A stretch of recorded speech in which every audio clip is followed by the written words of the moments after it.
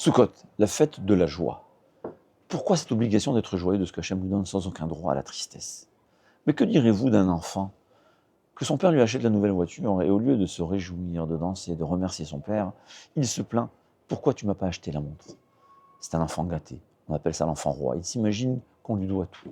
La même chose, quand quelqu'un n'est pas satisfait parce qu'il lui manque certaines choses que Akadosh Baruch Hu ne lui a pas données, c'est ce qu'il s'imagine qu'il mérite tout. Mais Akadosh Baruch Hu ne nous doit rien.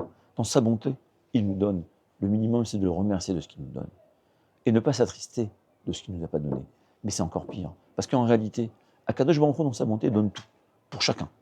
Le problème est que nos fautes filtrent et empêchent la bonté d'Akadosh Baruch Hu d'arriver à nous. Quand on n'étudie pas la Torah, quand on ne fait pas Shabbat, quand on ne prie pas, quand on ne fait pas des brachot, on ne peut pas se plaindre que la bracha, la bénédiction d'Hachem, ne nous atteint pas. Mais au moins se réjouir de ce qu'il nous donne, et ça va donner encore plus de bracha.